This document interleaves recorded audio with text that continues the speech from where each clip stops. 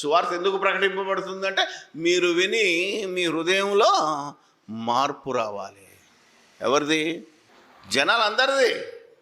మీరు వచ్చి అడగాలి ఏమని? అయ్యలారా మాకు రక్షణ కావాలి, మరి ఏం చేయాలి? అప్పుడు చెప్తున్నాడు అపోస్తలుడు, యేసు దగ్గరికి రండి, మీరు మిమ్మల్ని అందరినీ మార్చేస్తాడు, లేకపోతే మా దగ్గరికి రండి మిమ్మల్ని అందరినీ మార్చేస్తామన్నాడా? అంటే మీరు మారు మనసు పొంది మీ పాపాల క్షమాపణ నిమిత్తము ప్రతివాడు యేసుక్రీస్తు అధికారానికి లోబడి బాప్తిసం తీసుకోవాలి. ఇదిగో నేను తలుపు నొద్ద నుండి తట్టుచున్నాను, ఎవడైనను నా స్వరము విని తలుపు తీసిన ఎడల అంటాడు. అంటే ఏం చేయాలి? ఇప్పుడు నువ్వు తలుపు తీయాలరా, ఆయన తలుపు బద్దలు కొట్టుకొని వచ్చేస్తాడా? ఏమండి, నువ్వు తీయకపోతే బయట నుంచి బయటే. ఇప్పుడు కొంతసేపు తలుపు కొడతాం, తీయలేదనుకో ఏం చేస్తాం? బలవంతం చేస్తారు. చేయగలమా మనం? ఈరోజు చాలామంది ఇక్కడే అయిపోయారు, బలవంతంగా మనసు మారుస్తున్నారని. నేను చెప్పాను, నీ ఇంట్లో పెంచిన కుక్క ఉంటుందిగా, ఏమండి, దానికి ఇష్టం లేకుండా నువ్వు అన్నం తినబట్టగలవా? నువ్వు పాలు దాపించగలవా? నువ్వు రొట్టె తినిపించగలవా? ఈ మాత్రం తెలిసి కూడా నువ్వు మనిషిని బలవంతంగా మారుస్తున్నానంటేవేంటి? నన్ను దేవుడు మార్చాడంటావేంటి? నన్ను యేసు ప్రభు మార్చాడంటావేంటి? పలానా పాస్టర్ మార్చాడంటావేంటి? ఏమండి, చాలామంది పాస్టర్ల భార్యలకే భర్త వేరే చర్చ్, భార్య వేరే చర్చ్ పోయేటోళ్ళు ఉన్నారు, క్రైస్తవుల్లో ఉన్నారు.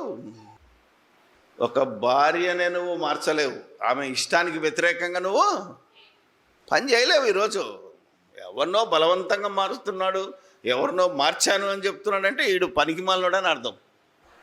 నేను కొన్ని వేల మందికి బాప్తిసం ఇచ్చాను, వాళ్ళు అడిగారు ఇచ్చారు తప్ప వాళ్ళు నిజంగా మారుమనసు పొందారా లేదా క్లాస్ తీసుకుంటాను ఇచ్చేస్తాను. నువ్వు మారేవాలేదు ఎవరికి తెలవాలా? ఆయనకు తెలవాలి. ఏమే, అవునా కదా? దిస్ ఈజ్ ట్రూత్, ఇది సత్యం. అందుకు యేసు నీ ఆకర్షిస్తేనే కానీ, అంటే నీ హృదయంలో మార్పు జరిగితే తప్ప ఎవడు నా దగ్గరికి రాడు, నేను ఎవరిని బలవంతం చెయ్యను. ఇప్పుడు మనం కూడా నీ హృదయంలో మార్పు కలిగితే ఇక్కడికి వచ్చావు. ఏమ్మా, మీ సంఘాలను వదిలేసి ఇక్కడికి రమ్మని ఎప్పుడని చెప్పానా? ఆలోచన చేయాలి కదా. నిజంగా వాక్యం కావాలనుకున్న వాళ్ళు పోనీ సెమినార్కు రండి, సంఘానికి వెళ్ళి బోధ చేసుకోండి అన్న. మిమ్మల్ని ఎవరు మార్చారు ఇప్పుడు చెప్పండి? ఇంత విన్నారు కదా, మిమ్మల్ని ఎవరు మార్చారు? అవునా కదా? సువార్త విని మేము పాపులమని తెలుసుకొని మా హృదయంలో నొచ్చుకొని మేము పాస్టర్ దగ్గరికి వచ్చి బాప్తిసం తీసుకొని మేము క్రైస్తవులు అయ్యాము. మేము క్రైస్తవులం అయ్యాము అంటే అది మా పని. ఎందుకంటే పని చేసినోనికే జీతం. నిన్ను మార్చాడనుకో దేవుడు, ఎవరు పోతుంది జీతం? దేవునికే. ఆల్రెడీ దేవుడు పరలోకంలో ఉన్నాడు కదా, ఆయనకేం పని నిన్ను మార్చడానికి? నువ్వు మారితేనే నీకు జీతం. అర్థమైందా లేదా?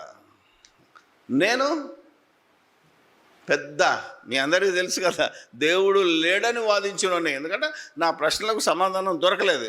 ఒకరోజు దొరికింది సమాధానం, సరెండర్ అయిపోయాను. అంటే నేను మారాను, నన్ను ఎవడు మార్చలే. పాస్టరు మార్చలేదు, నన్ను యేసు ప్రభు మార్చలేదు, నన్ను దేవుడు కూడా మార్చలేదు. నా అవసరం కోసం నాకు పరలోకం కావాలని నేను మారాను. ఇప్పుడు క్రైస్తవులైన వాళ్ళు ఎంతమంది ఇలా మారిన వాళ్ళు ఉన్నారో మీరు చెప్పాలి. ఇక నుంచైనా జాన్ గారు మార్చలేదు మమ్మల్ని, యేసు ప్రభు మార్చలేదు, ఎవడు మనం బలవంతం చేయలేదు, మాకెవడు డబ్బులు ఇవ్వలేదు. ఏమా మీ అందరికీ ఎవరైనా డబ్బులు ఇచ్చారా క్రైస్తవుడు గమ్మని?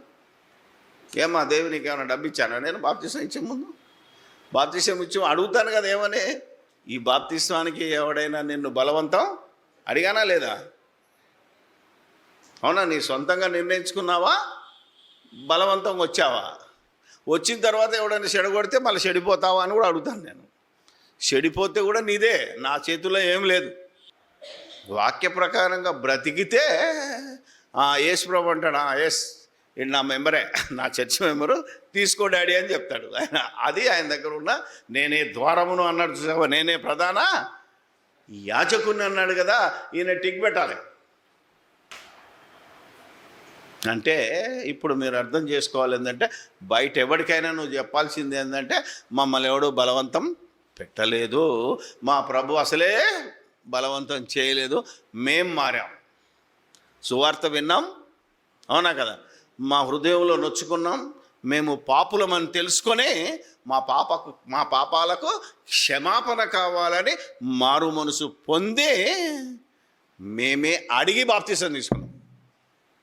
ఇలా చెబితేనే నువ్వు క్రైస్తవుడివి. ఇలా నువ్వు నీకుగా సాక్ష్యం చెప్పాలి, ఏడైనా పర్వాలేదు. అరే ఇట్లా చెప్తే మరి ఆయన ఏమంటే, ఆయన ఆల్రెడీ చెప్పాడు, నేను ఎవరిని బలవంతం పెట్టలేదు, ఎవరిని మారుస్తానని కూడా చెప్పలేదు. బైబిల్ ఎక్కడన్నా ఉందా?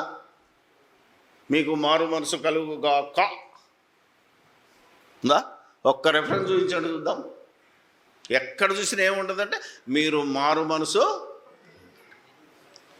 మత్తయిలో ఎక్కడ ఉంటుంది, చిన్నపిల్లల దగ్గరికి వస్తే యేసుప్రభు అంటాడు, చిన్నపిల్లలు నా దగ్గర కానివ్వండి, మీరు ఇలా చిన్నపిల్లల వలె మార్పు చెందితేనే మీరు నా రాజ్యంలో సభ్యులు. అంటే మీరు ఇప్పుడు పెరిగిన పెద్దగా అయింది కదా, ఇది నా కులపోడైనా, ఇది నా ఊరోడైనా, ఇది నా చుట్టమేనా, నా పక్కమేనా అని అనకిగా చిన్నపిల్లలు ఎక్కడికి పోతారు? ఎవడు కనబడితే తన దగ్గర ఉరికి పరిగెత్తుకొని వెళ్తారా లేదా? ఇప్పుడు చిన్నపిల్లలు ఎత్తుకొచ్చి అమ్మమ్మ అని ఉరికొచ్చేస్తారు, మనకు తల్లిని తండ్రిని వదిలేసి కూడా మనకు వస్తారు. అంటే క్రీస్తు యేసు కలిగిన మనస్సు, క్రీస్తు యేసు ఇచ్చే బహుమానం కోసం సొంతగా మారినోళ్ళు, ఎవరి బలవంతం లేకుండా నువ్వు సొంతంగా. ఏమ్మా లక్ష్మి, అవునా కదా, నువ్వు మారితే నీ కూలి. ఇప్పుడు వీడికి వచ్చినప్పుడు పని చేసిన వాళ్ళకే కూలే, పని చేయకపోతే ఉండదు. ఇది దేవుని తత్వం.